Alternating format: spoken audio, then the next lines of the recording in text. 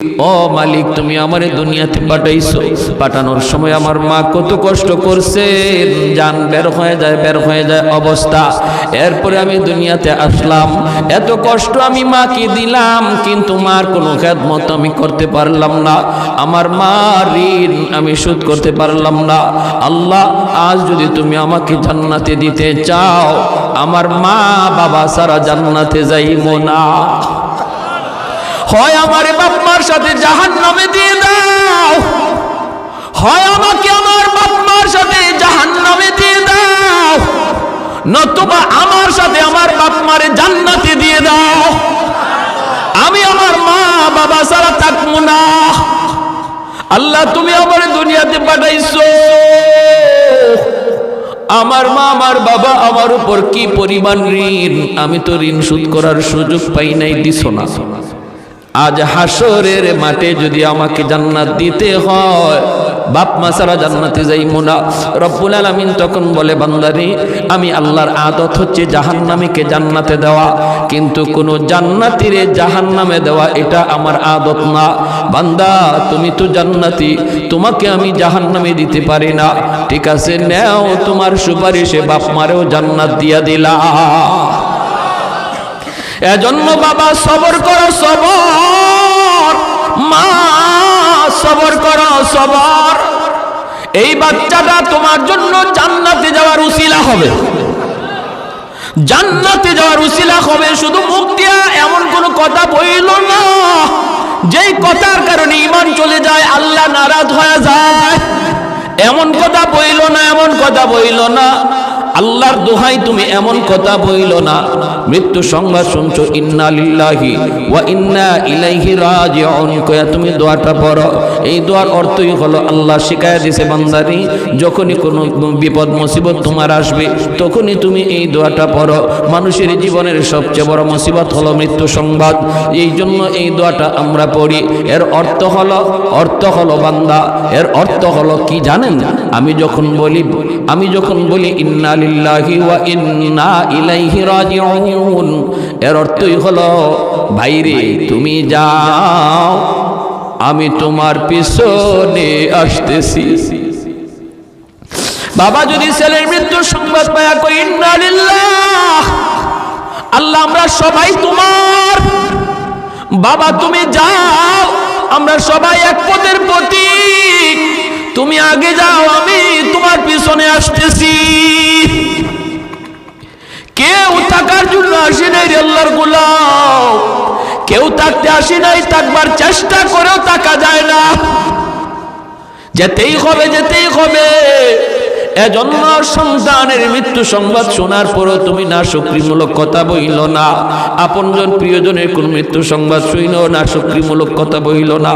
আইয়ুব আলাইহিস সালাম যখন তিনি তার তিনটা বিবির মৃত্যু সংবাদও পাইলেন, এরপরও তিনি একবারের জন্য না শুকরি করলেন না, আল্লাহর শুকরিয়া আদায় করেন। আল্লাহ পাক কয়, এরে ইবলিস, তাকায় দেখ, আমার পয়গম্বর এত বড় বিপদেও আমি আল্লাহকে ভুলে না।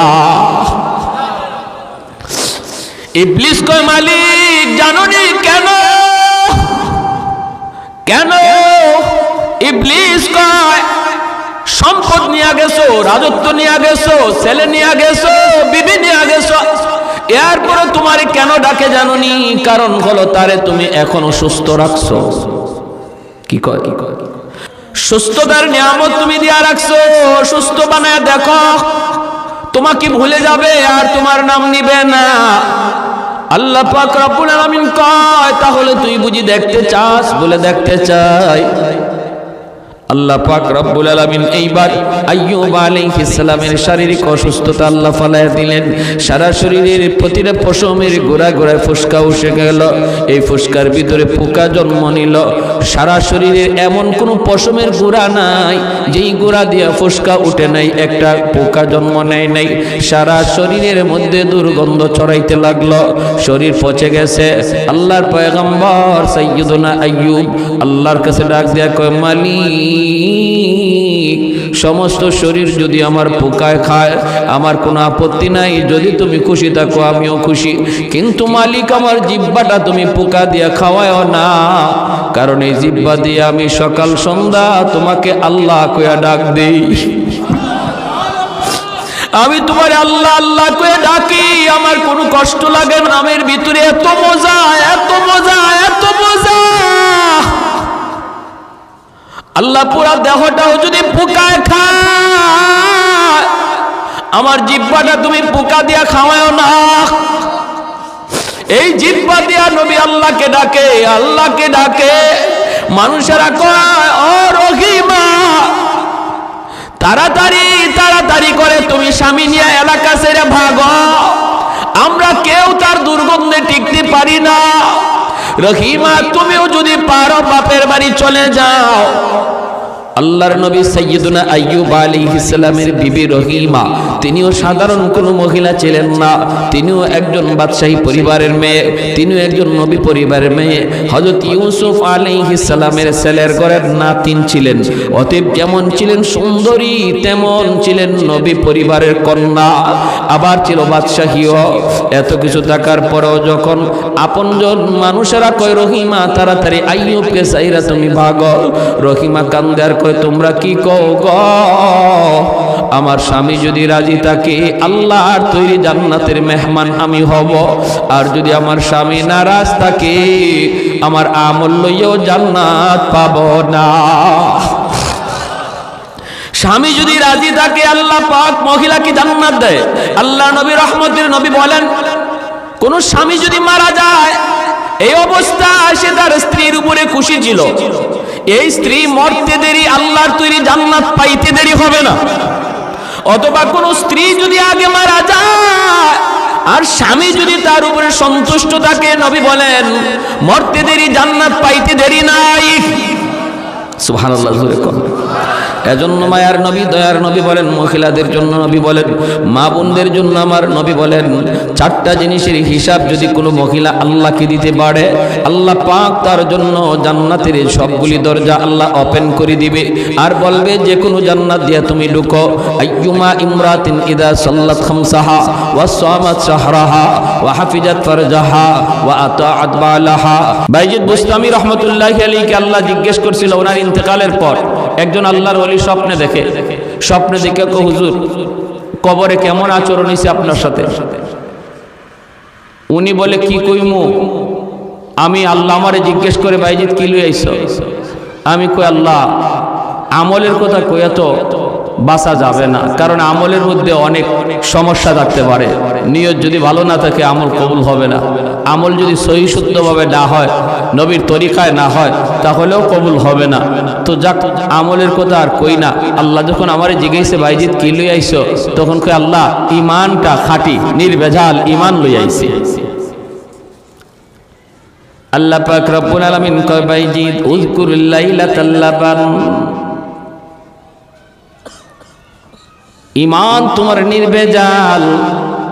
কথাটা তুমি সুন্দর বলেছ, কিন্তু দুধের রাতের কথা ইয়াদ করো। এমনি উনার ইয়াদ হয়ে গেল কোন রাত? যেই রাতে তুমি দুধ পান করেছিলা আর পেটে তোমার সমস্যা হয়েছিল, আর তুমি বলেছিলে দুধের কারণে আমার পেট নষ্ট হয়ে গেছে। আরে বাইজিদ, একটু বলো তো দেখি, দুধের কি পেট খারাপ করার কোনো ক্ষমতা আছে নাকি? তাহলে ঈমানটা তোমার নির্ভেজাল হইল কেমন করে? বাইজিদ কই, মালিক ধরা খেয়ে গেলাম, কিছুই আনতে পারি নাই, খালি হাতে তোমার দরবারে এসেছি গো মালিক। একমাত্র তোমার দয়া মায়া ছাড়া মাপ পাওয়ার কোনো ব্যবস্থা নাই, কোনো সুযোগ নাই। আল্লাহ, আমি তোমার দয়া চাই, তোমার মায়া চাই। দয়া মায়া ছাড়া আমি বাইজিদের বাঁচার কোনো উপায় নাই, কিছুই আনতে পারি নাই, কিছুই না। রব্বুল আলামিন তখন বলে, বাইজিদ একদিন শীতের রাতে, কনকনে শীত, প্রচন্ড শীত, বাহিরও শীত পড়ছে, শীত এত শীত, মানুষও সব ল্যাপের নিচে ঢুকছে, কম্বলের নিচে সবাই ঢুকছে। ওই অবস্থায় তুমি দেখতেছিলা একটা ছোট্ট বিড়ালের বাচ্চা কনকনে শীতের ভিতরে কাঁপতেছে, তার তো লেপের কোনো ব্যবস্থা নাই, তার তো কোনো কম্বলের ব্যবস্থা নাই। ওই ছোট বিড়ালের বাচ্চাটার প্রতি তোমার বড় মায়া লাগছিল, দয়া লাগছিল, বাচ্চাটারে আদর করে তুমি তোমার লেপের নিচে জায়গা দিছিলা। এ ভাইজি, তুমি যেমন আমি আল্লাহর মাখলুক, এই বিড়ালের বাচ্চাটাও আমি আল্লাহরই মাখলুক। আমি তোমাকে যেমন বানাইছি, বিড়ালটারও আমি আল্লাহই বানাইছি। আমার একটা মাখলুকরে তুমি এত মায়া করার উসিলা আমি আল্লাহ তোমার জীবনের সব আমল কবুল কইরা জান্নাতের উঁচু মাকাম দান করলাম। হাসরের মাঠে একজন মানুষ জাহান্নামের ফয়সালা হয়ে যাবে, জাহান্নামের দিকে যায়, বারবার শুধু পিছনের দিকে তাকায়। আল্লাহ পাক রব্বুল আলামিন তারে ডাক দিয়ে আনবেন, বান্দা ফয়সালা হয়ে গেল তোমার জাহান্নাম, কিন্তু বারবার শুধু পিছনের দিকে আমি আল্লাহর দিকে তাকায় তুমি কি ভাবতেছ?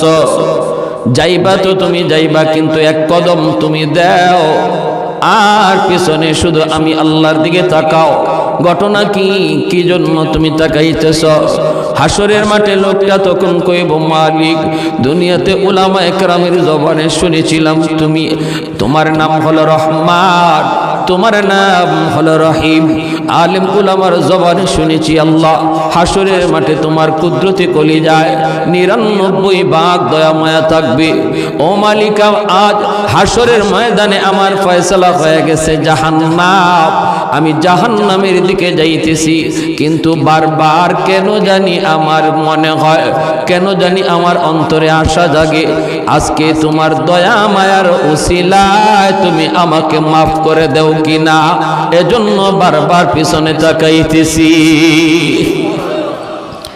আল্লাহ পাক ফেরেশতাদেরকে বলবেন, ফেরেশতারা আমার বান্দার কথা আমি আল্লাহর কাছে বড় ভালো লাগলো,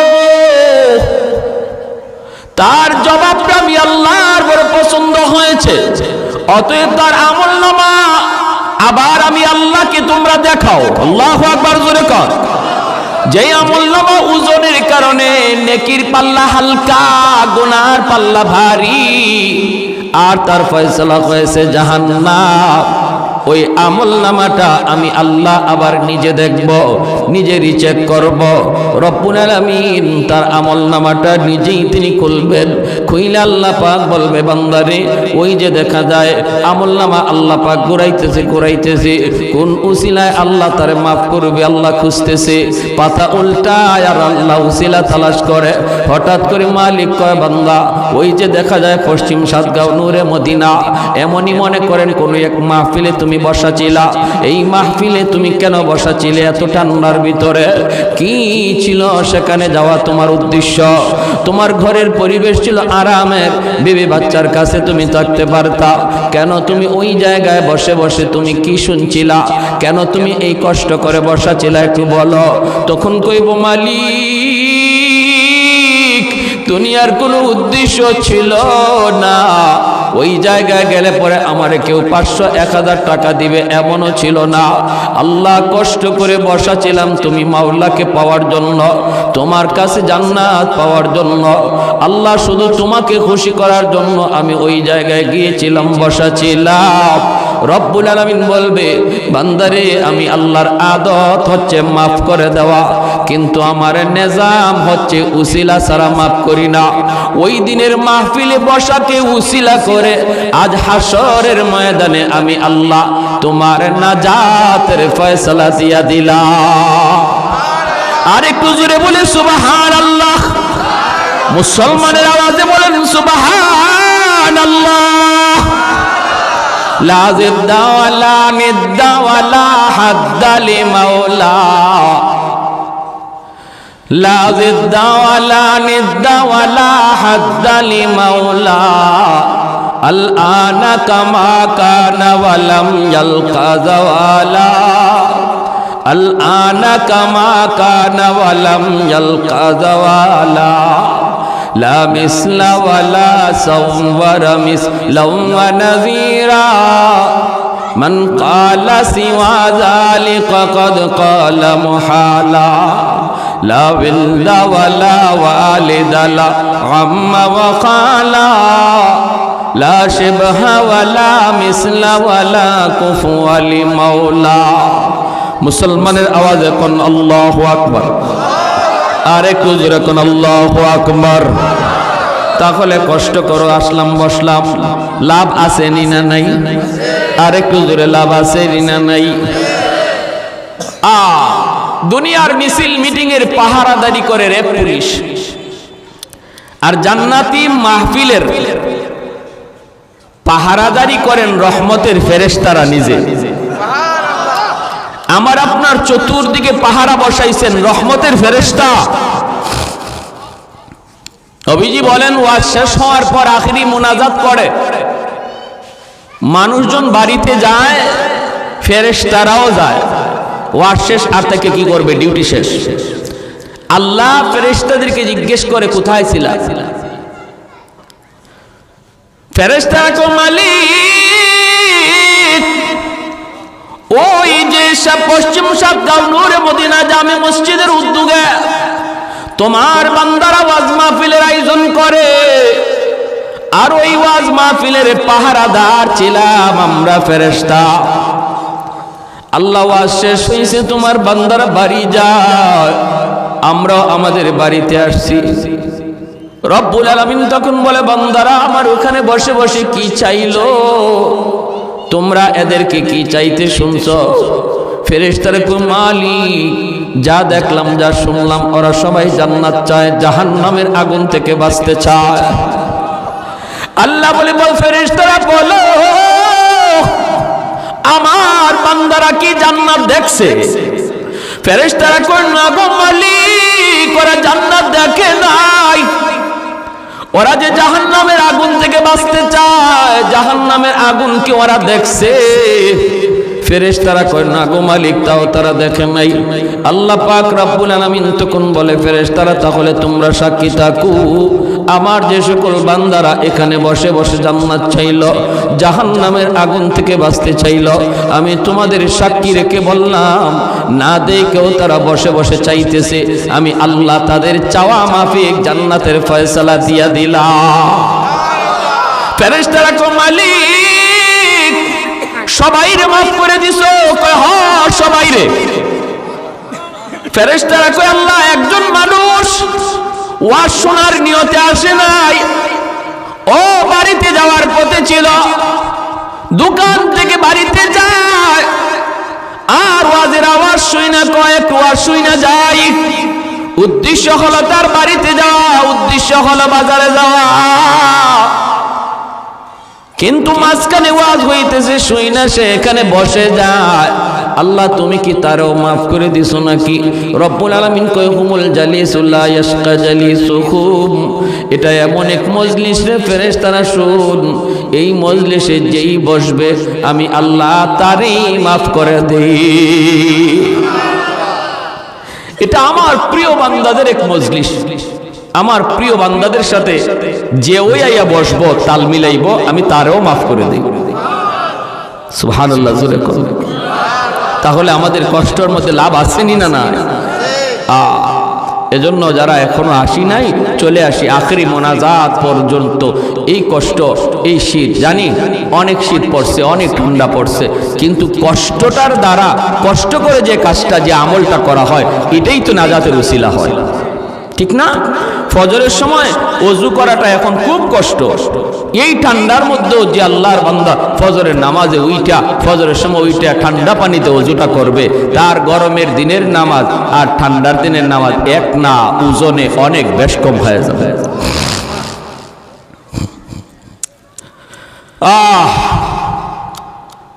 আমাদের শোক দুঃখ অভাব অনটন বিপদ মুসিবত সুস্থতা অসুস্থতা সবকিছু দেওয়ার মালিককে এই ইয়াকিন আছে তো নাকি নাই? সুখে থাকলে আল্লাহর প্রশংসা করব, দুঃখে পড়লেও প্রশংসা করব কার? গোলামি করব কার? যিনি সুখ দেয় ইনি আবার দুঃখ দেয়, আবার যিনি দুঃখ দেয় ইনি আবার দুঃখটা সরায়। নাকি কোনো দয়াল বাবার ক্ষমতা আছে? হ্যাঁ, বিপদে পড়ে গেছেন, কোনো মানুষের ক্ষমতা আছে? অসুস্থ হয়ে গেছেন, সুস্থ করার ক্ষমতা কারো আছে? কার? আরো জোরে আল্লাহ।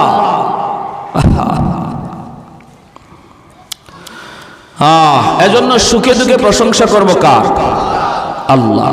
সুখে দুঃখে প্রশংসা করব আল্লাহ। মানুষকে আল্লাহ সুস্থতা দিয়া পরীক্ষা নেয়, দেখি সুস্থতার হালতে সে শুকর গুজার হয় কিনা। সুখে থাকা অবস্থায় আল্লাহ পরীক্ষা নেয়, সুখে পইরাও সে আমাকে ডাকে কিনা। আবার বিপদ দিয়ে আল্লাহ পরীক্ষা নেয়, দেখি বিপদে পইরা আমার বান্দা সবর করে কিনা। ঠিক কিনা?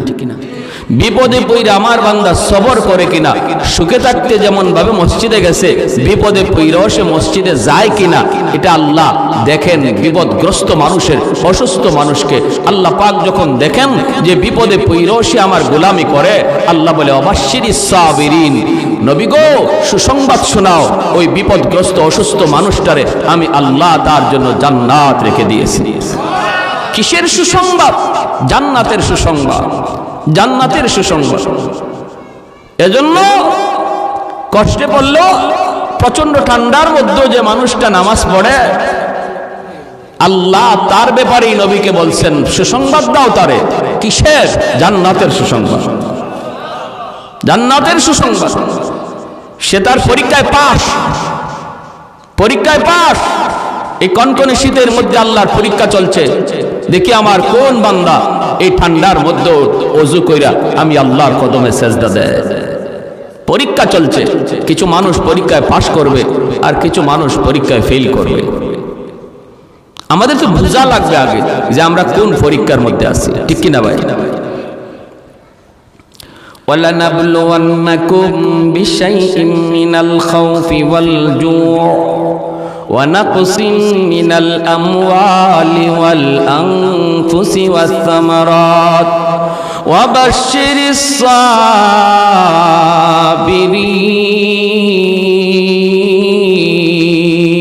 আল্লাহু আকবার। আল্লাহ বলেন আমি পরীক্ষা নেই, অবশ্যই আমি তোমাদের কাছ থেকে পরীক্ষা নেব, পরীক্ষা নেব। মিনাল খাউফি ওয়াল জু, কখনো ভয়ভীতির মাধ্যমে, কখনো ক্ষুধার মাধ্যমে, অভাব অনটনের মাধ্যমে। জানের উপরে মুসিবত আসবে, মালের উপরে মুসিবত আসবে, বিপদ আসবে, বিপদ আসবে, বিপদ আসবে।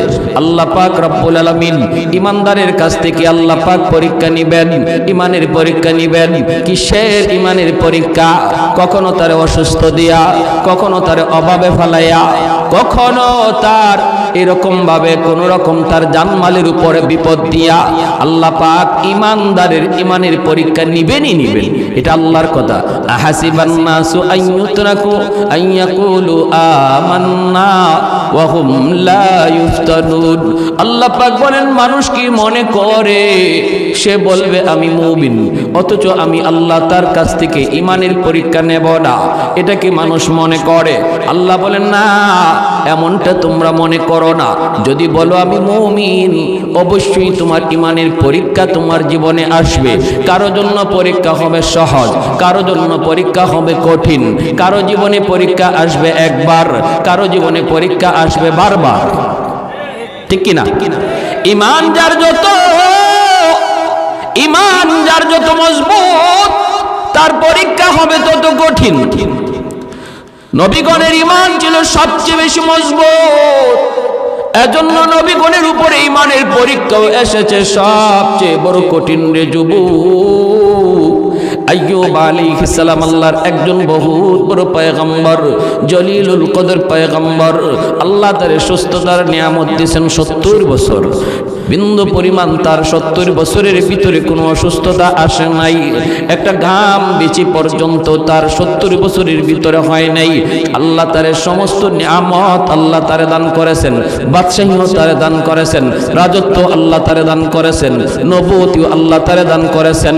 6টা যুবক যুবক, জয়টা জোয়ান ছেলে আল্লাহ তারে দান করেছেন। অভাব অনটন বলতে কি জিনিস নবী বুঝতেন না। শুধু সুখ আর সুখ, শুধু শান্তি আর শান্তি। এই দিকে এক বাগান, ওই দিকে আরেক বাগান, এই দিকে মিল ফ্যাক্টরি, ওই দিকে কারখানা। এইভাবে চতুর্মুখী সব ধরনের নিয়ামত আল্লাহ তারে দান করলেন। 4টা বিবি, অনেক সুন্দরী 4টা বিবিও আল্লাহ তারে দিলেন। এইভাবে চলছে, কিন্তু সুখে থাকা অবস্থায় নবী একটা মুহূর্তের জন্য আল্লাহকে ভুলেন না। আমাদের সমাজে কিছু মানুষ এমন পাওয়া যায়, বেশি সুখে পড়লে আল্লাহকে ভুলে যায়, ঠিক না? বেশি টাকার মালিক হলে পরে আল্ট্রা মডার্ন হয়ে যায়। আল্ট্রা মডার্ন, যত টাকা বেশি হয় তত কাপড় শর্ট হয়, ঠিক না? হ্যাঁ, যত টাকার মালিক হয় ততই শুধু বেলাইনে বেপথে চলে যায়। কোটি টাকার মালিকের পোলা পানলে দেখা যায় রাত 2টা বাজে 3টা বাজে মদ খায়া ঘরে ঢুকে, নেশা করে ঘরে ঢুকে। কারণ কি? কারণ হলো টাকা খরচ করার জায়গা তো পায় না, এজন্য শয়তান তারে ভিন্ন পথে চালায়। আল্লাহ পাক রব্বুল আলামিন বলে, না, সুখে থাকা অবস্থায় আমার পয়গম্বর আমাকে একটা মুহূর্তের জন্য সে ভুলে না, আমার কদমে সে সাজদা দেয়। এইভাবে তিনি গোলামি করতেছেন। একবার ইবলিস ডাক দিয়া কয়, মালিক, তোমার পয়গম্বর আইয়ুব কেন তোমাকে এত ডাকে জানোনি? তোমার গোলামি কেন করে জানোনি? আল্লাহ বলে, কেন? কয়, খুব বেশি সুখে রাখছ, খুব বেশি আরামে রাখছ, অভাব বলতে কি জিনিস বুঝে না, এজন্যই সে তোমাকে ডাকে। ও মালিক, এজন্যই তোমাকে ডাকে, তোমার গোলামি করে, কারণ বিপদ কি জিনিস বুঝে না, অসুস্থতা কি জিনিস এখনো টের পায় না। আল্লাহ, অভাব কি জিনিস তোমার নবী বুঝে না, এজন্য তোমার গোলামি করে। অভাবে ফালা দেখো, বিপদ তারে দিয়ে দেখো, তোমার গোলামি আর করবে না। যদি কঠিন থেকে কঠিন বিপদ তুমি দাও, আমি ইবলিস বলতেছি, তোমার পয়গম্বর আইয়ুব গোলামি করবে দূরের কথা, তোমার নাম পর্যন্ত ভুলে যাবে। নাউজুবিল্লাহ। আরেকটু জোরে কন্যা নাউজুবিল্লাহ, আরেকটু জোরে কন্যা নাউজুবিল্লাহ। কে কয়? ইবলিস কয়। কি কয়? কয় বিপদে ফালায় দেখো, খুব সুখে আছে তো, এজন্য তোমারে ডাকে। একটু বিপদে ফালায় দেখো না কদ্দূর তোমারে ডাকে। আমার তো মনে হয় নামও ভুলে যেতে পারে। ইবলিসের কামই তো হইল আমাদের ক্ষতি করা, ঠিক না? ইবলিসের কামই হলো মানব জাতির ক্ষতি করা, কারণ সে এটা আল্লাহর কাছে লইয়ে আইছে। কইছে, যে মানুষের কারণে আজ আমি জাহান্নামী, আমি ছিলাম মুআল্লিমুল মালাইকা, ফেরেশতাদের উস্তাদ, সেখান থেকে আমি লানতের তখ্ত গলায় লইয়া আজকে জাহান্নামী হলাম এই মানুষের কারণে, এই আদমের কারণে। এই বনি আদম কেমন করে জান্নাতে যায়? আমি জান্নাতি মানুষের জাহান্নামী বানাইয়া এরা কেমনে জান্নাতি হয়, আমি ইবলিসও দেখব। নাউজুবিল্লাহ, জোরে কোন। ইবলিসই চ্যালেঞ্জ করছে। আল্লাহ পাক রব্বুল আলামিন বলছে যে ঠিক আছে, তুই তোর চ্যালেঞ্জ দিয়া থাক, ইল্লা ইবাদাকা মিনহুমুল মুখলাসিন, কিন্তু আমার যেই সকল বান্দারা মুখলেস, যারা আমি আল্লাহকে ইয়াদ করে সব কাজ করে, যেখানে যায় সেখানে আমাকে সাথে রাখে, আমার ওই সকল বান্দারে তুই বিন্দু পরিমাণ ক্ষতি করতে পারবি না। ঠিক কিনা? দোকানে বসেও যে এই কথা ভাববে যে আমি মাপে কম দিতে পারি, কিন্তু কাস্টমাররে ফাঁকি দিলেও আল্লাহকে ফাঁকি দেওয়া যাবে না, এই মানুষটারে শয়তানে ক্ষতি করতে পারবে না। যে মানুষটা টেবিলে বসেও ভাববে যে আমি ঘুষের টাকা টেবিলের নিচ দিয়ে নিতে পারি, কেউ দেখবে না, দেখেন কে? আল্লাহ। যার অন্তরে এই ভয় আছে, সে কখনো টেবিলের নিচ দিয়েও ঘুষ নিবে না। আল্লাহ বলে আমার ওই সকল বান্দাদের কোনো ক্ষতি করতে পারবে না। এই চ্যালেঞ্জ লইয়া শয়তান আসছে। এজন্য শয়তান কয়, আপনার নবী আইয়ুব ইনারে খুব আরামে রাখছো তো, এজন্য তোমারে ডাকে, বিপদে ফালায়া দেখো, নাম ভুলে যাবে। আল্লাহ পাক রব্বুল আলামিন কয়, ইবলিস তাহলে তুই বুঝি দেখতে চাস? কয় হ, আমি দেখতে চাই। আল্লাহ বলে না না, আমার আইয়ুব বিপদে পড়লেও আমি আল্লাহকে ডাকবে। ইবলিস কয় না, বিপদে পড়লে ডাকবে না। আল্লাহ বলে তাহলে দেখ। এই বইলে আল্লাহ পাক রব্বুল আলামিনের পরীক্ষা শুরু হয়ে গেল আল্লাহর পয়গম্বর সাইয়্যিদুনা আইয়ুব আলাইহিস সালামের উপর। ভাইয়েরা, বন্ধুরা, সর্বপ্রথম তার নিউজ আসলো তার মিল ফ্যাক্টরিগুলা ধ্বংস হয়ে যাচ্ছে, এই কারখানা ওই কারখানায় আগুন লাগছে। যখনই বিপদ কোনো খবর ওনার কানে আসতো, সাথে সাথে আল্লাহর পয়গম্বর আল্লাহর শুকরিয়া আদায় করত। সুবহানাল্লাহ। আল্লাহ পাক কয়, ইবলিস দেখ, আমার পয়গম্বর বিপদের সংবাদ পাইল, এরপরও দেখ আমি আল্লাহকে ভুলে না, আমাকে ভুলে না, না শুকরি করে না, না না এমন কোনো কথা কয় না যেই কথায় আমি আল্লাহ নারাজ হই। আমাদের কারো উপরে যখন বিপদ আসে তখন আমরা মাঝে মাঝে এমন কথা মুখ দিয়ে বের করি যেই কথার দ্বারা আল্লাহ নারাজ হয়ে যায়। কিছু মানুষ এমনও পাওয়া যায় কয়, আল্লাহ বুঝি আমারে শুধু পাইল, আল্লাহ বুঝি আর কাউরে দেখে না। আমি নামাজ পড়ি, আমি রোজা রাখি, আমি দাড়ি টুপি নিয়ে চলি, বিপদ আমারে ছাড়ে না। এই লোকটায় নামাজ পড়ে না, রোজা রাখে না, এর দিকে কোনো বিপদ আসে না, এত সুখে শান্তিতে আছে। তাহলে ঠিক আছে, আজ থেকে আমিও আর নামাজ পড়বো না। নাউজুবিল্লাহ। আমি সিলেট এক এলাকায়, আমার বাড়ি তো সিলেট এক এলাকায় গেলাম, রানীগঞ্জ, জগন্নাথপুর, সুনামগঞ্জ, বয়ান করলাম। তো আমার বয়ানের শেষে মানুষের যারা কর্তৃপক্ষ কয়, হুজুর ওই যে ঘরটা দেখতেছেন, এই ঘরের একটা লোক পাক্কা নামাজি আসছিল, পাক্কা নামাজি, দিনদার,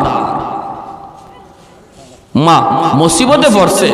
আমি তো বললাম, ওই আল্লাহ ইমানদারের ইমানের পরীক্ষা নিবে মুসিবত দিয়া, ঠিক না? মুসিবতে পড়ছে, হয়তো একটা দুইটা মুসিবত তার উপরে আসছে। হঠাৎ করে একদিন দেখা যায় বাজারে চিল্লায় চিল্লায় কয়, আল্লাহ কি আমারই শুধু খালি দেখে, আমারই শুধু পাইল? তো নামাজ পড়ে লাভ হইল কি? আল্লাহর বন্দেগী করে লাভ হইল কি যদি খালি আল্লাহ আমার এই বিপদ দেয়? যে নামাজ পড়ে না হেইদি ভালো আছে। নাউজুবিল্লাহ। করনা যে হালাল হারাম মানে না, সুদ খায়, ঘুষ খায়, হেইদি ভালো আছে। এই কথা বলতেছে, মানুষ বলতেছে, ভাই এই কথা কয় না, কয় রাখ, কয় না, আমি কম বুঝি না। এই কথা কইয়া মুরতাদ হয়ে গেছে, একদম মসজিদ সারা হয়ে গেছে, দাড়িটা পর্যন্ত ফালাই দিছে। নাউজুবিল্লাহ। জোরে হুজুর, আমরা দেখছি কিছুদিনের ভিতরেই তার শরীরে পচন শুরু হয়েছে, হাত পা, এমনকি নবীর সুন্নত যে দাড়িটা ছিল, এই দাড়িটা কাটার কারণে পুরা মুখটা তার ফচ্ছে গেছে, পুরা মুখ পচন ধরছে। এই আল্লাহর বান্দা শোনো, আমি একটা ইবাদত, আল্লাহর একটা গোলামি পারতেছি না, কিন্তু আমি মনে মনে দুর্বল, আমি আল্লাহর কাছে আসামি। আল্লাহ, আমি এটা করা দরকার ছিল, আল্লাহ আমি পারতেছি না, আল্লাহ তুমি আমারে মাফ করো, আমারে করার তৌফিক দাও, আল্লাহ আমারে দাড়িটা রাখার তৌফিক দাও, দাড়িটা রাখা দরকার। এইভাবে যদি একটা মানুষের অন্তরে এরকম ভাবে অপরাধী ভাব থাকে, আল্লাহ তারে একদিন দাড়ি রাখার তৌফিক দিয়ে দিবে। কিন্তু একজন মানুষ যদি দাড়ি, আবার কি দাড়ি না রাখলে কি হয়েছে, এই ধরনের কথা যদি কয়, সাথে সাথে সে বেঈমান হয়ে যায়, সাথে সাথে বেঈমান। এজন্য আল্লাহ নবী বলেছেন, একটা জমানা আসবে এমন, যেই জমানায় সকালবেলা মুমিন, বিকালে হবে কাফির। সে কোন কথার কারণে কাফির হইছে এটা নিজেও বুঝবে না। ইউসবিহুর রাজুলু মুমিনা ওয়া ইউমসি কাফিরা। আল্লাহ নবী বলেন, সকাল বিকালে তার ঈমান উলটপালট হবে, সে বুঝবে না এই ধরনের কথার দ্বারা। আমি মসজিদে যাইতে পারি না, আল্লাহ আমাকে তুমি জামাতে নামাজ পড়ার তৌফিক দাও, এই কথা বলা, আল্লাহ আমার সুযোগ তৈরি করে দাও, আল্লাহ আমি বহুত বড় অপরাধী, আল্লাহ আমি গুনাহটা এখনো ছাড়তে পারতেছি না, আল্লাহ আমারে ছাড়ার তৌফিক দাও, এই কথা যে মানুষটা অন্তর থেকে কয়, আল্লাহ তার মৌতের আগে আগে গুনাহ থেকে মুক্ত কইরা আল্লাহ তার ওলি বানায়া কবরে নেয়। আর গাওরামি করলে এর মরণ হয় বেঈমানের হালতে। এজন্য ইসলামের কোন বিধান নিয়ে গাউরামি করা যাবে না, বা কেউ করতেছে তার টিটকারি করা যাবে না। দাড়িওয়ালা একজন মানুষ ভুল করতে পারে, কিন্তু যদি আমি বলি ইজাদ দাড়ি রেখে কি হইতো, দাড়ি রেখে মিথ্যা কথা কয়, আপনি দাড়ির উপরে কথা বললেন কেন? এরকম দাড়ি রেখে কি হইতো, এরকম নামাজি হয়ে কি হইতো, এই ধরনের কথা বলার দ্বারা ওই যে নবী বলছেন সকালে ছিল ইমানদার, বিকালে হয়ে গেছে কাফির। বুঝে আসছে ভাই? বুঝছেন?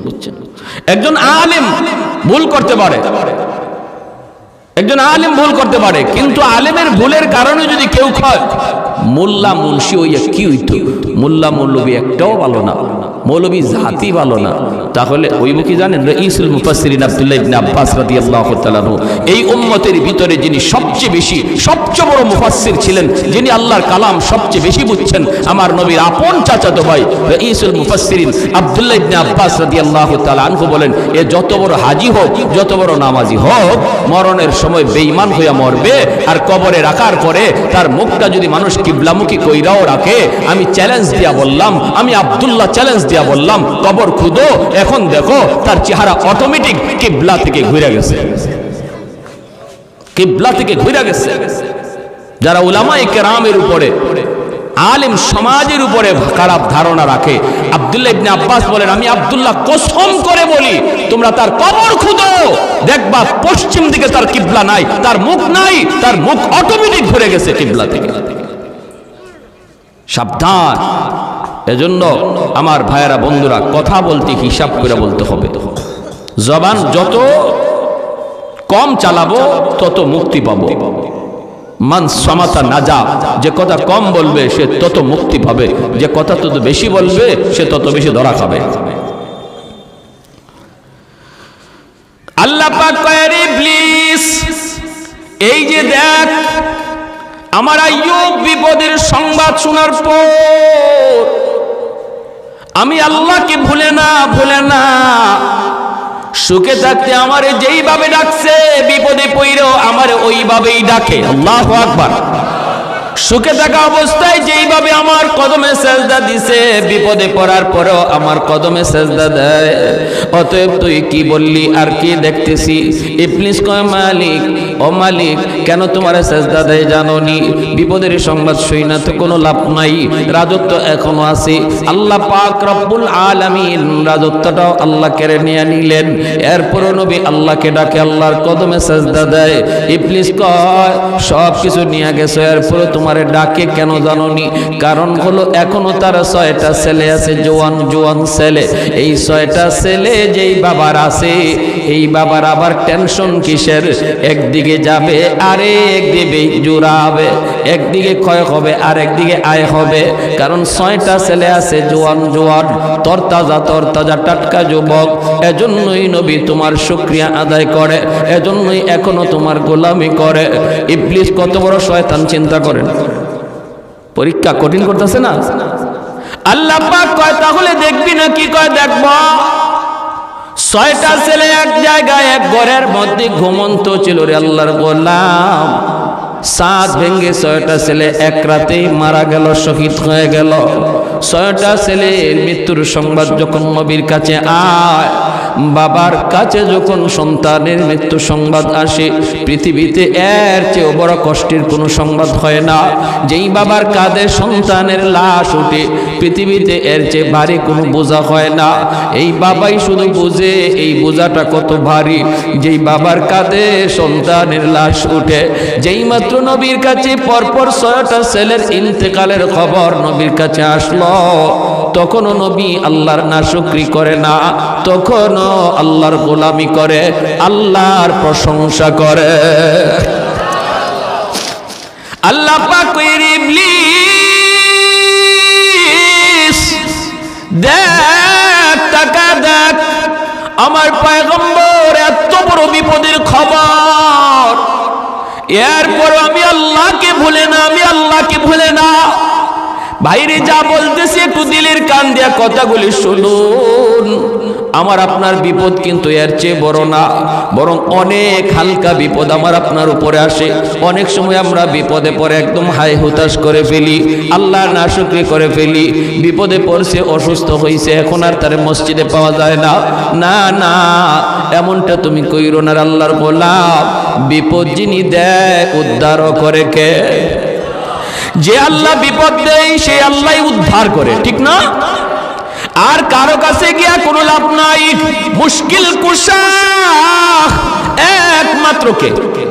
কোন দয়াল বাবা, কিবলা বাবা, খাজা বাবা, জটা শাহ, ল্যাংটা শাহ, কোনো বাবাই পারে না। বিপদ থেকে উদ্ধার করার একমাত্র, শুধুমাত্র, কেবলমাত্র মালিককে আল্লাহ। এই একদিন আছে তো? আওয়াজ আসতে কেন? কোনো আছেন নাকি কেউ? অসুবিধা দিতেছে? অসুবিধা দিতেছে? সাবধান, মনে রাখবা। আমরা মায়ার নবী, রহমতের নবী রওজা শরীফ জিয়ারত করি। মদিনা শরীফ যারা গেছেন দেখবেন নবীজি রওজা শরীফ জিয়ারত করছেন। জিয়ারত করে আপনি মোনাজাত উঠাইছেন। এখন চাইতেছেন আপনি, বিপদ আপদ আছে, এগুলো আল্লাহর কাছে চাইবেন, হাত উঠাইছেন। আমাদের চোখের সামনে আমরা দেখছি নবীজি রওজার পাশে গিয়া নবীরে সালাম দিয়া জিয়ারত করে হাত উঠাই দিয়েছে রওজার দিকে। সাথে সাথে ওই এলাকার সৌদি পুলিশরা, সৌদি মুতু যারা, আলেম উলামা যারা, তারা আইসা অত্যন্ত আদবের সাথে তার দেহটারে ঘুরাইয়া দেয়। মুনাজাত করা অবস্থায় আরবিতে কয়, ভাই এই জায়গা নবীকে শুধু সালাম দেওয়া তোমার দায়িত্ব, চাওয়ার জায়গা রওজা না, চাওয়ার জায়গা হলো বাইতুল্লাহ। জোরে কোন সুবহানাল্লাহ। চাওয়ার জায়গা কোথায়? বাইতুল্লাহ। চাইতে হবে কার কাছে? আল্লাহর কাছে। নবীকে সালাম দাও, তোমার সালাম নবী শুনছেন, তোমার সালামের জবাবও নবী দিচ্ছেন। এইবার চাইবা যা নবীর কাছে না, চাইবা আল্লাহর কাছে। আর আমি আপনাকে দয়াল বাবার কাছে, বাবা বাবা, বাচ্চা হয় না, বাচ্চা হয় না, খালি মাইয়া হইতেছে, পোলা হয় না। হাই হাই হাই হাই হাই। সিলেট দরগা যাইন গা বাচ্চার লাগে গিয়ে। আমি একবার সিলেট দরগা গেছি, গিয়ে দেখি এক মহিলা কাপড় সরাইয়া ফেট দিয়া দরগা বসাইতেছে। নাউজুবিল্লাহ, আসতে কইছেন না কেন? দরগাওয়ালার কোনো ক্ষমতা আছে পেটে বাচ্চা দেওয়ার? হ্যাঁ, এজন্য আল্লাহ নবী বলেছেন, ইউসবিহুর রাজুলু মুমিনা ওয়া ইউমসি কাফিরা। এমন এক জামানা, এমন এক যুগ আসবে যেই যুগে সকালে হবে মুমিন, বিকালে হবে কাফির। আল্লাহ আমাদেরকে এই সমস্ত কাজ থেকে হেফাজত করুন। সবাই বলি আমিন। আল্লাহ পাক রব্বুল আলামিন কই, ইবলিস তাহলে তুই বুঝি দেখতে চাস? বলে দেখতে চাই। ইবলিস কয়, আল্লাহ 6টা সন্তান নেওয়ার পরেও তোমার পয়গম্বর তোমাকে কেন ডাকে জানো নি গো মালিক? কেন ডাকে? আল্লাহ বলে কেন? ইবলিস কয়, এখনো তার 4টা স্ত্রী আছে। যেই লোকটার 4টা স্ত্রী আছে তার আবার টেনশন কিসের? 6টা ছেলে গেলেও কোনো অসুবিধা নাই, ছেলে জন্ম নেওয়ার এখনো সুযোগ আছে, কারণ 4টা বউ আছে, টেনশন কের? আল্লাহ পাক রব্বুল আলামিন কয়, ইবলিস তাহলে দেখতে চাস? বলে দেখতে চাই। 4টা স্ত্রীর ভিতরে একজন স্ত্রী ছিলেন আইয়ুব নবীর খেদমতে, যার নাম ছিল বিবি রহিমা। আর 3জন তারা এক জায়গায় ছিলেন ঘুমন্ত। এই 3জন বিবি একসাথে তারা মারা গেলেন। নবীর কাছে খবর আসলো আপনার 3জন বিবি একসাথে দুনিয়া থেকে বিদায়। এরপরও মায়ার নবী আইয়ুব নবী আল্লাহর নাশুকরি করে না গো। এই কথা মুখ দিয়ে কয় না, মালিক আমারে নবী বানাইয়া লাভ হইল কি? এত বিপদ তুমি আমারে দিতেছ, তাহলে আমার নবুয়তি পায়া লাভ হইল কি? তোমার গোলামি কইরা লাভ হইল কি? একবারও তিনি বলেন না। 3জন বিবির মৃত্যু সংবাদ পাওয়ার পরও নবী আল্লাহর শুকরিয়া আদায় করে। ও আমার মা বোনেরা, খেয়াল করে শোনো গো মা, তোমার আমার বিপদ এর চেয়ে বড় নয়, সমান নয়, এর চেয়ে 1000 গুণ ছোট, এর চেয়ে 1000 গুণ ছোট। ছোট্ট বাচ্চারা মারা গেছে, কলিজার টুকরা সন্তান তোমার মারা গেছে। না না না, শুকরি করবা না। নাবালিগ অবস্থায় যার বাচ্চা মারা যায়, ওই বাচ্চাগুলিকে আল্লাহ পাক রব্বুল আলামিন কিয়ামতের ময়দানে বাপ মার জন্য বহুত বড় সুপারিশকারী বানায়। বাচ্চাগুলি আল্লাহর কাছে ডাক দেয়া কয়, মালিক ও মালিক তুমি আমারে দুনিয়াতে পাঠাইছো, পাঠানোর সময় আমার মা কত কষ্ট করছে, জান বের হয়ে যায় অবস্থা। এরপরে আমি দুনিয়াতে আসলাম, এত কষ্ট আমি মাকে দিলাম, কিন্তু মার কোনো খেদমত আমি করতে পারলাম না, আমার মার ঋণ আমি শোধ করতে পারলাম না।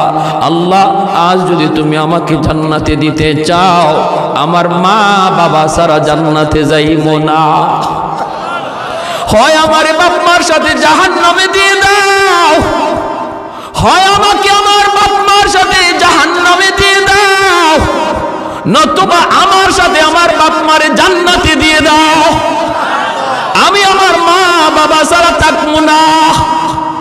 আল্লাহ তুমি আমার দুনিয়াতে পাঠাইছো, আমার মা আমার বাবা আমার উপর কি পরিমাণ ঋণ, আমি তো ঋণ শোধ করার সুযোগ পাই নাই, দিছো না। আজ হাসরের মাঠে যদি আমাকে জান্নাত দিতে হয়, বাপ মা ছাড়া জান্নাতে যাইবো না।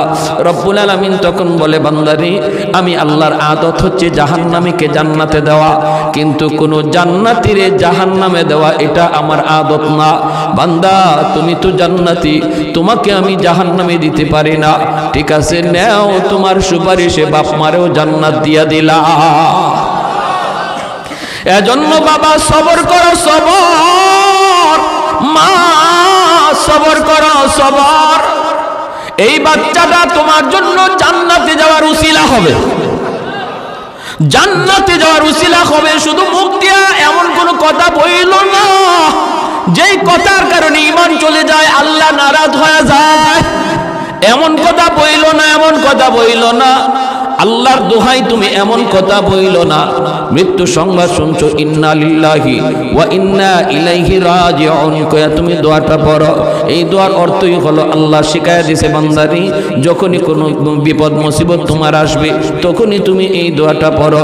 মানুষের জীবনের সবচেয়ে বড় মুসিবত হলো মৃত্যু সংবাদ, এই জন্য এই দোয়াটা আমরা পড়ি। এর অর্থ হলো বান্দা, এর অর্থ হলো কি জানেন? আমি যখন বলি ইন্না লিল্লাহি ওয়া ইন্না ইলাইহি রাজিউন, এর অর্থই হলো ভাইরে তুমি যাও, আমি তোমার পিছনে আসতেছি। বাবা যদি ছেলের মৃত্যুর সংবাদ পায়া কই ইন্না লিল্লাহ, আল্লাহ আমরা সবাই তোমার, বাবা তুমি যাও, আমরা সবাই এক পথের প্রতীক, তুমি আগে যাও, আমি তোমার পিছনে আসতেছি। কেউ থাকার জন্য আসে নাই রে আল্লাহর গোলাম, কেউ থাকতে আসে নাই, থাকবার চেষ্টা করেও থাকা যায় না, যেতেই হবে। এজন্য সন্তানের মৃত্যু সংবাদ শোনার পরও তুমি না শুকরিমূলক কথা বইল না, আপনজন প্রিয়জনের কোন মৃত্যু সংবাদ শুইনো না শুকরিমূলক কথা বইল না। আইয়ুব আলাইহিস সালাম যখন তিনি তার তিনটা বিবির মৃত্যু সংবাদ পাইলেন, এরপরও তিনি একবারের জন্য না শুকরি করলেন না, আল্লাহর শুকরিয়া আদায় করেন। আল্লাহ পাক কয়, এরে ইবলিস তাকায় দেখ, আমার পয়গম্বর এত বড় বিপদেও আমি আল্লাহকে ভুলে না। ইবলিস কয়, মালিক জানোনি কেন? ইবলিস কয়, সম্পদ নিয়ে গেছো, রাজত্ব নিয়ে গেছো, ছেলে নিয়ে গেছো, বিবি নিয়ে গেছো, এরপরে তোমারে কেন ডাকে জানোনি? কারণ হলো তারে তুমি এখনো সুস্থ রাখছো। কি কয় এখনো তারে সুস্থতার নিয়ামত তুমি তারে দিয়া রাখছো, দেহটা তার পুরোপুরি সুস্থ। যার দুইটা হাত আছে সে কোনো গরিব না, যার দুইটা পা সুস্থ আছে সে গরিব না, সে গরিব হতে পারে না, অসহায় হতে পারে না। সুস্থ দুইটা হাত যার আছে সে কোনোদিন অসহায় না, ঠিক কিনা জোরে কম? সুস্থতার নিয়ামত তুমি দিয়া রাখছো, সুস্থ বানায় দেখো, তোমাকে ভুলে যাবে আর তোমার নাম নিবে না। আল্লাহ পাক রব্বুল আলামিন কয়, তাহলে তুই বুঝি দেখতে চাস? বলে দেখতে চাই। আল্লাহ পাক রব্বুল আলামিন এইবার আইয়ুব আলাইহিস সালামের শারীরিক অসুস্থতা আল্লাহ ফালায়া দিলেন। সারা শরীরের প্রতিটা পশমের গোড়ায় গোড়ায় ফুসকা উঠে গেল। এই ফুসকার ভিতরে পোকা জন্ম নিল। সারা শরীরে এমন কোনো পশমের গোড়া নাই যেই গোড়া দিয়া ফুসকা উঠে নাই, একটা পোকা জন্ম নেয় নাই। সারা শরীরের মধ্যে দুর্গন্ধ ছড়াইতে লাগলো, শরীর পচে গেছে। আল্লাহর পয়গম্বর সাইয়্যিদুনা আইয়ুব আল্লাহর কাছে ডাক দিয়া কয়, মালিক, সমস্ত শরীর যদি আমার পোকায় খায় আমার কোনো আপত্তি নাই, যদি তুমি খুশি থাকো আমিও খুশি, কিন্তু মালিক আমার জিহ্বাটা তুমি পোকা দিয়া খাওয়ায় না, কারণ এই জিহ্বা দিয়ে আমি সকাল সন্ধ্যা তোমাকে আল্লাহ কইয়া ডাক দেই। আমি তোমার আল্লাহ আল্লাহ কয়ে ডাকি, আমার কোনো কষ্ট লাগে না। নামের ভিতরে এত মজা, এত মজা, এত মজা। আল্লাহ পুরা দেহটাও যদি পোকায় খায়, আমার জিহ্বাটা তুমি পোকা দিয়া খাওয়াও না। এই জিহ্বা দিয়া নবী আল্লাহকে ডাকে, আল্লাহকে ডাকে। মানুষেরা কয়, ও রহিমা, তাড়াতাড়ি তাড়াতাড়ি করে তুমি স্বামী নিয়ে এলাকা ছেড়ে ভাগো, আমরা কেউ তার দুর্গন্ধে টিকতে পারি না। রহিমা, তুমিও যদি পারো বাপের বাড়ি চলে যাও। আল্লাহর নবী সাইয়্যিদুনা আইয়ুব আলাইহিস সালামের বিবি রহিমা, তিনিও সাধারণ কোনো মহিলা ছিলেন না। তিনিও একজন বাদশাহী পরিবারের মেয়ে, তিনিও একজন নবী পরিবারের মেয়ে। হযরত ইউসুফ আলাইহিস সালামের ছেলের ঘরের নাতিন ছিলেন। অতএব যেমন ছিলেন সুন্দরী, তেমন ছিলেন নবী পরিবারের কন্যা, আবার ছিল বাদশাহীও। এত কিছু থাকার পরেও যখন আপনজন মানুষেরা কয়, রহিমা তাড়াতাড়ি আইয়ুবকে চাইরা তুমি ভাগো, রহিমা কান্দার কয়, তোমরা কি কও গো? আমার স্বামী যদি রাজি থাকে আল্লাহর তৈরি জান্নাতের মেহমান আমি হব, আর যদি আমার স্বামী নারাজ থাকে আমার আমল লইয়াও জান্নাত পাব না। স্বামী যদি রাজি থাকে আল্লাহ পাক মহিলাকে জান্নাত দেয়।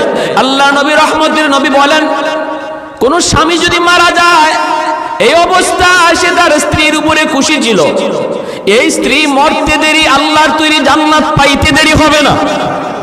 অথবা কোন স্ত্রী যদি আগে মারা যায় আর স্বামী যদি তার উপরে সন্তুষ্ট থাকে, নবী বলেন মরতে দেরি জান্নাত পাইতে দেরি নাই।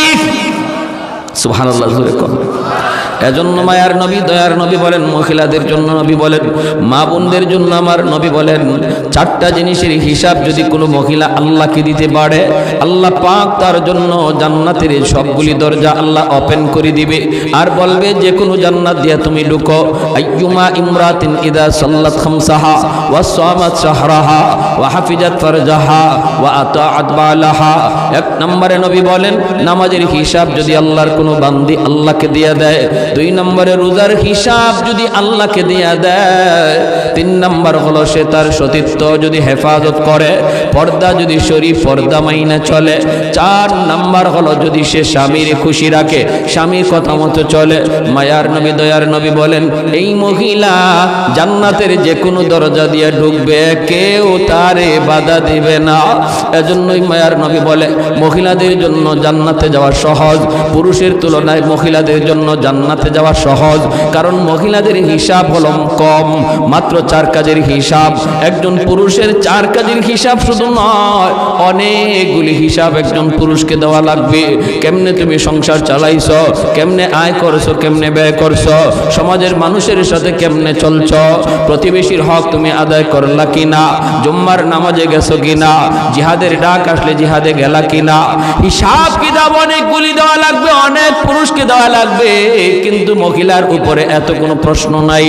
ঘরের টাকা কেমনে আসলো, কেমনে ব্যয় হলো, আল্লাহ কোনো মহিলাকে আল্লাহ জিগাবে না, জিগাবে পুরুষকে। এজন্যই মায়ার নবী বলেন, মহিলারা দুনিয়াতে আল্লাহর ওলি হওয়ার লাইনে, আল্লাহর ওলি হওয়ার লাইনে পুরুষের চেয়ে অর্ধেক পথ আগায়া থাকে, অর্ধেক পথ আগায়া থাকে। পুরুষ যদি 100 মার্কের মধ্যে 100 মার্কই কামাই করতে হয় পুরুষের আল্লাহর ওলি হওয়ার জন্য, কিন্তু মহিলাকে আল্লাহ পাক রব্বুল আলামিন 100 মার কামাই করতে আল্লাহ বলে না। আল্লাহ কয় মহিলাদেরকে, মা বোনেরা, আল্লাহর নবী জানাইছেন তুমি মাত্র 50 মার কামাই করবা, আর 50 নাম্বার আল্লাহ তোমাকে দয়া কইরা দিয়া দিছে। শুধু মহিলা হওয়ার কারণে আল্লাহ মহিলাকে নিজে দয়া কইরা 50 নাম্বার দিয়া দিছে জন্মসূত্রে, আর বলছে তুমি বাকি 50 নাম্বার কামাই করো, মাত্র 4 কাজের হিসাব দাও। এরপর নবী বলেন জাহান্নামে আমি মহিলাদেরকে বেশি দেখেছি। জান্নাতে যাওয়া মহিলাদের জন্য সহজ, এরপর নবী কয় মেরাজের রজনীতে আমি জাহান্নামে মহিলাদের সংখ্যা বেশি দেখছি। ইয়া মাশারান নিসা তাসাদদাকনা, মেরাজের সফর থেকে নবী আসার পরেই মহিলাদেরকে ডাক দিয়ে নবী বলেন মা বোনেরা কোথায় আছো, তাড়াতাড়ি করে তোমরা জমা হও, কারণ তোমাদের জন্য খারাপ খবর, আমি জাহান্নামে তোমাদেরকে বেশি দেখছি। অতএব তোমরা বেশি বেশি করে আল্লাহর রাস্তায় দান করো। আল্লাহর রাস্তায় মা বোনদেরকে মায়ার নবী বলছেন তাসাদদাকনা, তোমরা বেশি বেশি করে দান করো, আল্লাহর গুসা থামাও। আল্লাহর রাস্তায় দান করলে আল্লাহর গুসা থেমে যায়, আল্লাহর রাগ থেমে যায়, আল্লাহর গুসার মধ্যে পানি ডালা হয় যদি কেউ আল্লাহর রাস্তায় দান করে। এজন্য নবী কয় মহিলারা বেশি বেশি করে দান করো। শাড়ি তোমার 5টা আছে, একটা শাড়ি গরিবরে দিয়া দাও, দিয়া দাও। নামাজ পড়তে পারে না, আল্লাহর এক বান্দি কাপড় নাই, তোমার তো 5টা 6টা ব্রিফকেসের ভিতরে এমনি পরে আছে আল্লাহর বান্দি, ঈদে ঈদে আর শাড়ি কেনার দরকার নাই, ঈদের দিনে ব্রিফকেস কইলা নতুন শাড়িটা একজন গরিবকে দান করো। নবী বলেন এইভাবে মা বোনরা যদি দান সদকা বাড়ায়, আমি নবী বললাম তার আর জাহান্নামে যাওয়া লাগবে না, আল্লাহ জান্নাতের মেহমান বানাবে। ঠিক কিনা? রহিমা তুমি চলে যাও। তিনি বলেন না, তোমাদের নাকে দুর্গন্ধ লাগলো, আমার স্বামীর গায়ের দুর্গন্ধ আমার নাকে লাগে না, আমি দুর্গন্ধ টের পাই না, টের পাই না। আমার স্বামীর খেদমত ছেড়ে আমি কোথাও যাব না, যাব না। ও আমার মা বোনেরা একটু খেয়াল করে শোনো, স্বামীর খেদমত কেমনে করতে হয়। স্বামীরে খুশি করার দ্বারা আল্লাহ তোমার উপর খুশি হয়। আল্লাহু আকবার জোরে কর। কিন্তু সেটা হালাল পথে, হারাম পথে নয়।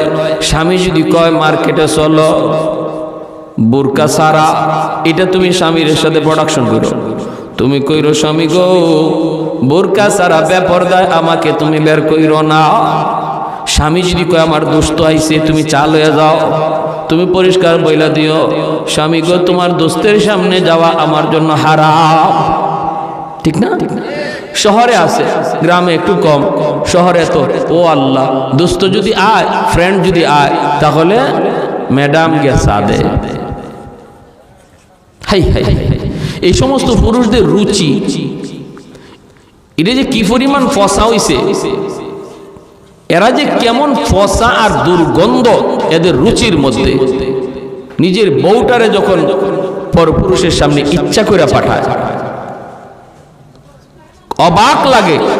বের হইছে নিজের স্ত্রীরে বেপরদায় লইয়া বের হইছে, তার ভালো লাগে। তার স্ত্রীরে দেখিয়া আরো 10 জনে কইতেছে ও খুব সুন্দর, তার ভালো লাগে। এই ধরনের মানুষ এর রুচি ভালো না ফসা? জোরে কম। এটা গান্দা, এটা এই রুচিটা কি? এটা গান্দা, গান্দা রুচি। আমার স্ত্রীকে নিয়ে কেউ ভাববে, আমার মেয়েটারে নিয়ে কেউ কল্পনা করবে, আর আমার কাছে ভালো লাগবে, এই যদি হয় কোনো বাবার অথবা কোনো স্বামীর ইচ্ছা, তাহলে বলতে হবে যে এর রুচি শুধু ফসানা, গান্দা রুচি, দুর্গন্ধ দর্শন। এবং হাসরের মাঠে আল্লাহর আদালতে সে যত বড় হাজি হোক, যত বড় নামাজি হোক, আল্লাহর আদালতে সে ধরা খেয়ে যাবে তার স্ত্রীকে বেপরদায় চালানোর কারণে, মেয়েকে বেপরদায় চালানোর কারণে, অধীনস্থ বোনকে বেপরদায় চালানোর কারণে। এই ভাই, এই বাবা, এই স্বামী আল্লাহর আদালতে কাঠগড়ায় দাঁড়াবে। আল্লাহ বলবে তোমার নামাজ লইয়া তো তুমি জান্নাতে যাওয়ারই কথা, আগে স্ত্রীর হিসাব দাও, স্ত্রীরটাও তোমার হিসাব দিতে হবে। মেয়ের হিসাবটা আগে বুঝাও, বোনের হিসাবটা আগে বুঝাও, এরপরে তোমার হজ লইয়া, তোমার নামাজ লইয়া তুমি জান্নাতে যাও। সম্ভব? হ্যাঁ, এজন্য ঘরের মেয়ে, ঘরের স্ত্রী, ঘরের বোনদের পর্দার মধ্যে রাখা দরকার। আসেনি না নাই? আসেনি না নাই? আল্লাহ নবী রহমতের নবী বলেন, সালাসাতুন কাদ হারামাল্লাহু আলাইহিমুল জান্নাহ মুদমিনুল খাম ওয়াল আক ওয়াদ দাইয়ুস আল্লাযী ইউকিরু ফি আহলিহিল খুবুস। তিন ব্যক্তির জন্য জান্নাত হারাম, জান্নাত হারাম হয়ে যায় তিন ব্যক্তির জন্য। মুদমিনুল খাম, যে মদ খায়, ওয়াল আক, যে বাপ মার অবাধ্য, তার জন্য জান্নাত হারাম। তিন নম্বরে নবী বলেন ওয়াদ দাইয়ুস আল্লাযী ইউকিরু ফি আহলিহিল খুবুস, ওই পুরুষ যে পুরুষ তার ঘরে ইসলাম বিরোধী কাজ হইতেছে দেখার পরেও বাধা দেয় না। ঘরের অধীনস্থ মানুষগুলি আল্লাহকে নারাজ করতেছে, মেয়েটা বেপরদায় বের হয়, বাবা দেখে, এরপরে বাধা দেয় না। স্ত্রী বেপরদায় ঘুরে, এরপরে বাধা দেয় না। ঘরের মধ্যে নাচ গান চলে, ঘরের মধ্যে আল্লাহকে নারাজ করার অনুষ্ঠান চলে, এরপরেও যে অভিভাবক বাধা দেয় না, নবী বলেন সে পুরুষ দাইয়ুস, সে হলো পুরুষ দাইয়ুস, তার জন্য জান্নাত হারাম। তার জন্য কি জান্নাত? সালাসাতুন কাদ হারামাল্লাহু আলাইহিমুল জান্নাহ মুদমিনুল খামর ওয়াল আক ওয়াদ দাইয়ুস আল্লাযী ইউকিরু ফি আহলিহিল খুবুস আও কামা ক্বালা নবী আলাইহিস সালাম। এজন্য সাবধান, আমরা যারা অভিভাবক, আমার নামাজ লইয়েই যে আমি জান্নাতে চলে যেতে পারবো, মোটেও না, মোটেও না। ঘরের হিসাব আমাকে দেওয়া লাগবেই লাগবে, অধীনস্থ মানুষের হিসাব আমাকে দিতেই হবে। আমি যদি নামাজি হই, ছেলেটাকে নামাজি বানানোর চেষ্টা করতে হবে। আমি যদি পর্দা মানি, স্ত্রীটাকেও পর্দার ভিতরে রাখতে হবে, ঠিক কিনা ভাই? আইয়ুব আলাইহিস সালাম, ওনাকে ছাড়তে রাজি না বিবি রহিমা। এলাকার মানুষেরা কয়, রহিমা তাহলে তুমি এলাকা ছেড়ে দাও, এই এলাকায় থাকলে আমরা থাকতে পারবো না। কই তুমি যাইবা? তুমি তাড়াতাড়ি যাও। বিবি রহিমার স্বামীকে নিয়ে তিনি ধরে ধরে, সাইয়্যিদুনা আইয়ুব আলাইহিস সালাম তিনি তো হাঁটা চলাও করতে পারেন না, স্ত্রীকে ধইরে ধইরে তিনি ঘর থেকে বের হয়ে যাচ্ছেন। রে যুবক, যেই মানুষটা ছিলেন এক সময় এই এলাকার বাদশাহ, এই এলাকার রাজা, কোনো কিছুর অভাব তার ছিল না, আজ তার ঘরে পর্যন্ত জায়গা হয় না, ঘর থেকে বের হয়ে যাইতে হচ্ছে। এলাকার মানুষ, প্রতিবেশী কেউ তারে থাকতে দেয় না। রাস্তায় চলে গেলেন স্বামীকে নিয়া। পথিকেরা কয়, রহিমা রাস্তায় তুমি থাইকো না, আমরা এই রাস্তা দিয়ে হাঁটা চলা করি, যদি রাস্তায় তুমি অবস্থান করো, আমরা দুর্গন্ধের কারণে রাস্তা দিয়ে হাঁটতে পারি না। আল্লাহর পয়গম্বর সাইয়্যিদুনা আইয়ুব আলাইহিস সালামকে নিয়ে বিবি রহিমা তিনি চলে গেলেন মাঠে। মাঠে চলে যাওয়ার পর কৃষকেরা দৌড়ায় আসছে। কৃষকেরা আয়া কয়, রহিমা গ, এখানে মাঠে যদি অবস্থান করো তাহলে আমরা কাম কাজ করতে পারবো না, তুমি অন্যত্র কোথাও চলে যাও। তাম পৃথিবীটা যেন ছোট হয়ে আসলো। যেই মানুষটা এই এলাকার এক সময় রাজত্ব করতেন, আজ তার কোথাও জায়গা হয় না রে।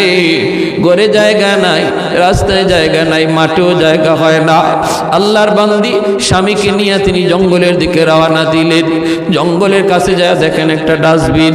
এলাকার মানুষেরা এই জায়গায় ময়লা ফালায়, এই ডাস্টবিনের কাছে অনেক দুর্গন্ধ, ডাস্টবিনের দুর্গন্ধ।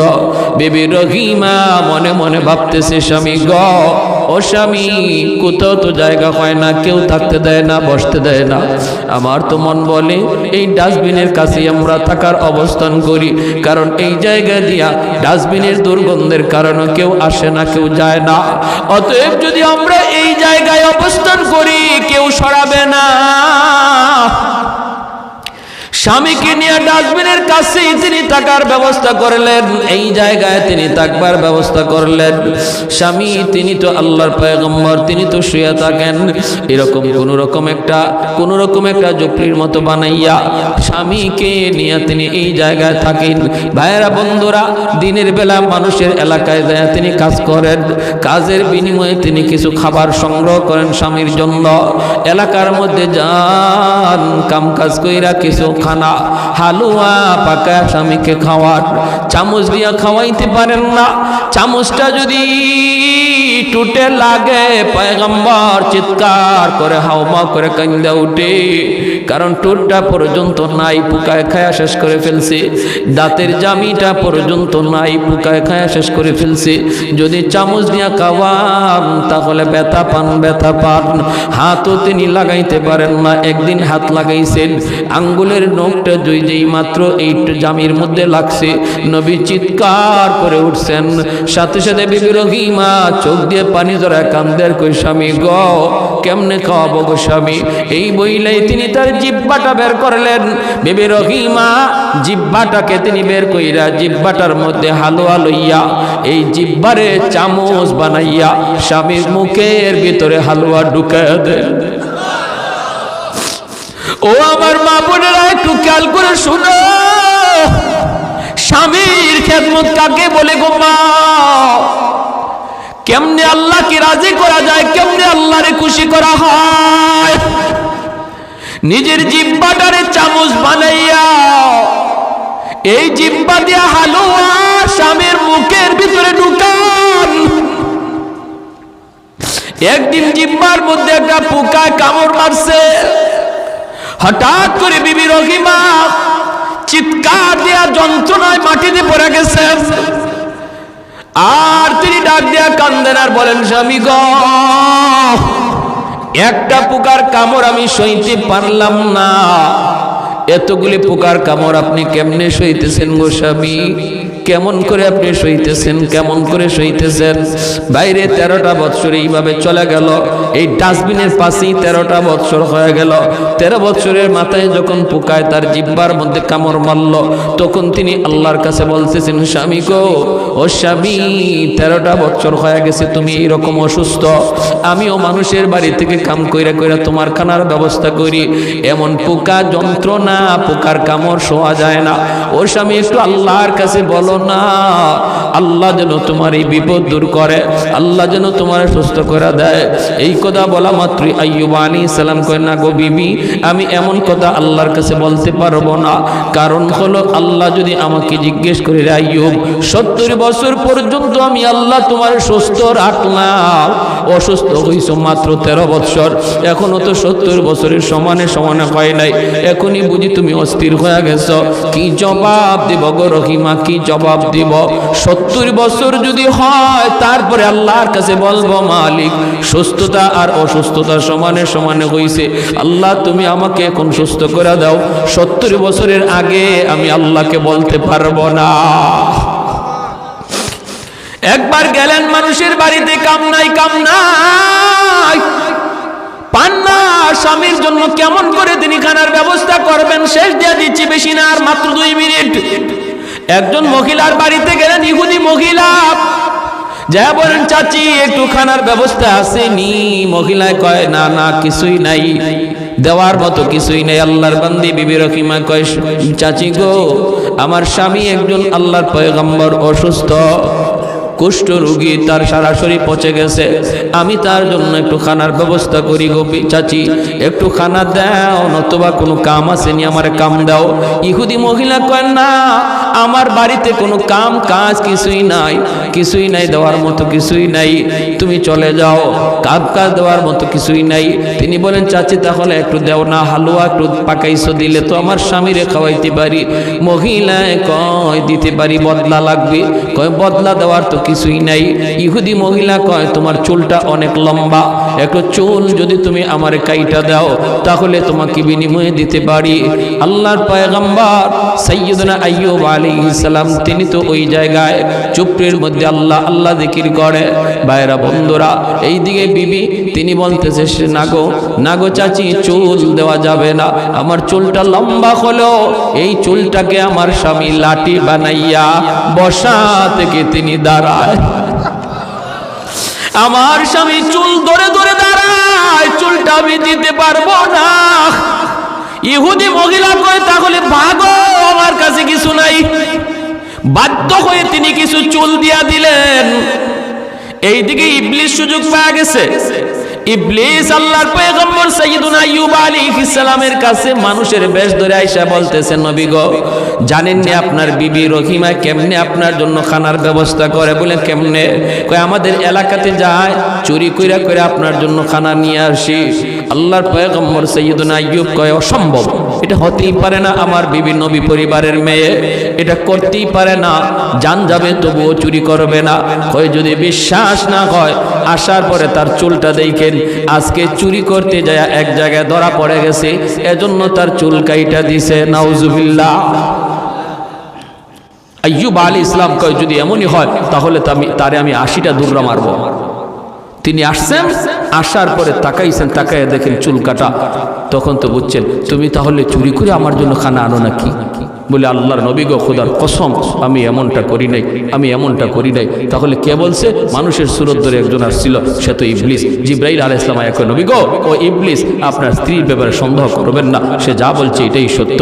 তাহলে কসম পুরা করবেন কেমনে? 80টা কঞ্চি হাতে নিয়ে একবার স্ত্রীর গায়ে আঘাত দিয়া দেন, কসম পুরা হয়ে যাবে। ওই অবস্থায় আল্লাহ পাক রব্বুল আলামিন জিবরাইলকে পাঠাইছে, জিবরাইল যাও তো আমার আইয়ুবকে যে সালাম দাও। জিবরাইল আমিন এসে সালাম দিছে। নবী সালামের জবাব দিতে একটু দেরি হয়ে গেছে। জিবরাইল আলামিন কয় নবী গো, আপনি যদি সালামের জবাব দিতে দেরি করেন উম্মতে করব কি, উম্মতে করব কি? তখন আইয়ুব আলাইহিস সালাম কয় ভাই জিবরাইল, আমি জবাব সাথে সাথেই দিতে চাইছিলাম, কিন্তু ওই মুহূর্তে আমার জিহ্বার মধ্যে একটা পোকা মাত্র উঠছে খানা খাওয়ার জন্য।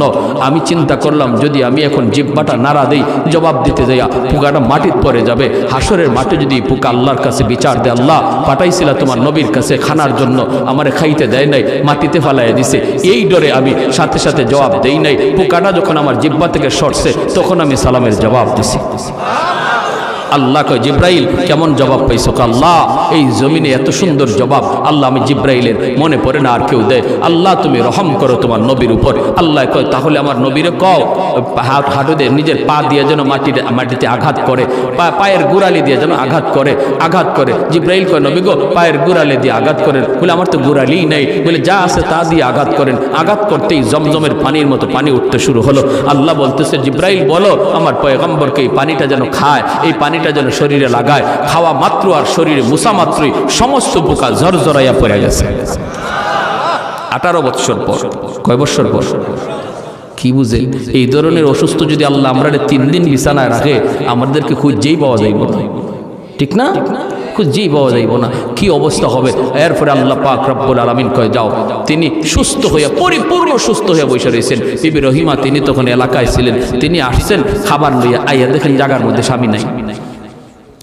কোথায় গেল আমার স্বামী? পাশে একজন সুন্দর সুঠাম দেহের যুবক বসা, হাউমাউ করতেছেন। আমার স্বামী কোথায়? বাগে খেয়ে ফেললো নাকি? দৌড়ায় গেছেন আইয়ুব আলাইহিস সালাম। তিনি তো 25 বছরের এখন পূর্ণ যুবক, আল্লাহ তারে বানায় দিছে। সুন্দর সুঠাম দেখের পুরনো যুবক পিছনে যায় দাঁড়ায় বলতেছেন, ও যুবক, এখানে আমার একজন স্বামী ছিল, স্বামীরে তুমি দেখছো নি? আইয়ুব আলাইহিস সালাম চেহারাটা ওই দিকে রাইখা বলেন, স্বামীর চেহারা দেখলে তুমি চিনবানি? বলে চিনব। কেমনে চিনবা? যৌবনের চেহারা মনে আসেনি? কয় মনে আছে। যেই মাত্র আইয়ুব আলাইহিস সালাম চেহারাটা ঘোরাইছেন, সাথে সাথে বিবি রহিমা আল্লাহু আকবার কই আল্লাহর শুকরিয়া আদায় করে স্বামীরে জড়ায় ধরছেন। আল্লাহ সমস্ত নিয়ামত আবার ফিরাইয়া দিছে, যা নিছিল আল্লাহ সব ফিরাইয়া দিছে। কোন কোন তফসিরি কিতাবে লিখছেন এরপরে এই পরীক্ষায় পাশ করার পর সাইয়্যিদুনা আইয়ুব আলাইহিস সালাম যদি কোথাও হাইটা যাইতেন, তার পিছন দিয়া স্বর্ণের বৃষ্টি পড়ত। এত নিয়ামত আল্লাহ আবার ফিরাইয়া দিছিলেন। কখন? যখন বিপদে পড়ে সবর করছেন। আমরাও যদি বিপদে পড়ে সবর করি, আল্লাহ বলে বাশশিরিস সাবিরিন, জানায়া যাও তাদের জন্য জান্নাতের সুসংবাদ। শুধু তা না, দুনিয়া তো আল্লাহ যা হারাইছি হারানোর চেয়ে আল্লাহ আরো বেশি ফিরাইয়া দিবে যদি আমরা বিপদে পইরা সমস্যায় পইরা আল্লাহর উপর সবর করতে পারি। কে সবর করে? সবরের আলামত হলো বিপদে পইরাও সে মসজিদে যায়, বিপদে পইরাও আল্লাহকে ডাকে। সুস্থ থাকা অবস্থায়, সুখে থাকা অবস্থায় যেভাবে আল্লাহরে ডাকছে, বিপদে পইরাও একই রকম আল্লাহকে ডাকে, বরং আরো আল্লাহকে ডাকা বাড়ায়া দিছে। তখন আল্লাহ তার উপর খুশি হয়ে যায়। তাহলে আমরা শীতের দিনে মসজিদে গিয়ে নামাজ পড়া কষ্ট, ফজরের নামাজ পড়া খুব কষ্ট, অজু করা খুব কষ্ট। এই কষ্টটা যদি আমরা স্বীকার করি তাহলে আল্লাহ পাক রব্বুল আলামিন এই ধৈর্যের পরীক্ষায় আমরা পাশ করলাম।